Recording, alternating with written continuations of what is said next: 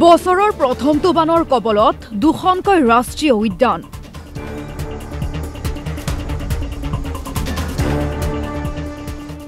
কাজিৰঙাৰ বহুকেইটা বন শিবিৰ বাঢ়নি পানীৰ তলত। বুঢ়াপাহাৰ বনাঞ্চলৰ দেওচৰৰ যিটো হাতী কেম্প, এই হাতী কেম্প এতিয়া দেখিবলৈ পোৱা গৈছে যে বাঢ়নি পানীৰ কবলত পৰিছে। আংশিকভাৱে ৰাষ্ট্ৰীয় উদ্যানখনৰ কেইবাটাও কেম্প ইতিমধ্যে প্লাবিত হোৱা পৰিলক্ষিত হৈছে। এয়া দেওচুৰ হাতী কেম্পৰ দৃশ্য। ক্ৰমাৎ বুৰিছে বুঢ়াপাহাৰৰ এটাৰ পিছত আনটো বন শিবিৰ।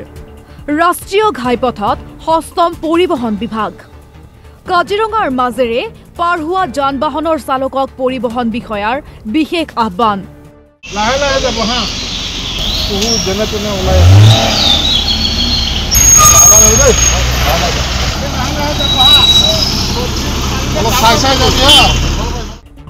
পানীত সাঁতুৰি নাদুৰি এয়া বন্যহস্তীৰ জাক।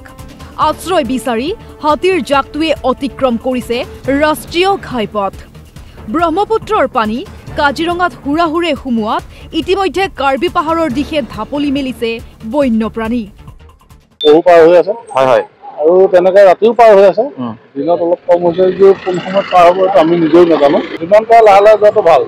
কাজিৰঙাত যান বাহন আইন উলংঘা কৰা চালকক চোকা নজৰত ৰাখিছে পৰিবহণ বিভাগে। ইতিমধ্যে আইন উলংঘা কৰা সৰু বৰ বাহনক বিহিছে জৰিমনাৰ শাস্তি। এতিয়ালৈকে আমি প্ৰায় 40 জৰিমনাৰ ব্যৱস্থা কৰা হৈছে। 40খনমান এতিয়ালৈকে ডিটেক্ট কৰিলো। এটা 2000 টকাকৈ সৰু গাড়ীখন ফাইন হ'ব আৰু ডাঙৰখন 4000 টকাকৈ ফাইন কৰা হ'ব।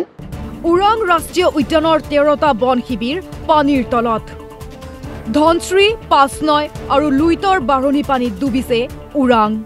ওৰাং ৰাষ্ট্ৰীয় উদ্যানৰ 40টা বন শিবিৰৰ ভিতৰত 12টা বন শিবিৰ আছে। এইটোত প্ৰায় 4-5 ফুটলৈকে পানী।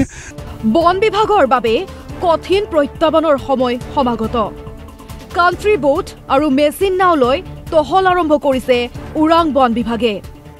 দুদিন আগতে বহুত পানী সোমাই গৈছিলে। আমাৰ 4 ফুট 5 ফুট উঠি গৈছিলে। আমাৰ ষ্টাফেতো খোজকাঢ়িব যাব পৰা নাই, নাও দিয়ে ডিউটি কৰিব লগা হৈছিলে। আমাৰ এতিয়া কোনোবাতো বন শিবিৰত 5 ফুট পৰ্যন্ত পানী। বন পৰিস্থিতি অধিক জটিল হোৱাৰ আশংকা বন বিভাগৰ। আৰু সোমাব আছে, আৰু পানী বাঢ়িব। এতিয়া কিমান ফুটলৈকে পানী সোমাইছিল? এতিয়া 4 ফুট 5 ফুট সোমাইছে এতিয়া, বিশেষ এতিয়া মানে। পানীৰ মাজতে চিকাৰ বিচাৰি বন ৰজাৰ বিচৰণ। বছৰৰ প্ৰথমটো বানতেই ওৰাঙত বিস্তৰ ক্ষতি মানে আমাৰ যিমান এতিয়া যোনটো পেট্ৰলিং আমাৰ পাৰ্ট থাকে, এইবোৰ ৰাস্তা ঘাট ছিঙি গৈছে, কিছুমান কালভাৰ্ট ওলাই গৈছে, এইটো ক্ষতি হৈছে। আৰু বৰষুণত মানে আমাৰ কিছুমান কেম্পৰ আমাৰ যোনটো ফ্ল'ৰ ৰুফ কিছুমান বৰষুণত ওলাই যায় মানে। কলিয়াবৰৰ পৰা আশিষ শইকীয়া আৰু খাৰুপেটীয়াৰ পৰা শ্ৰৱণ ঝা, DY 365।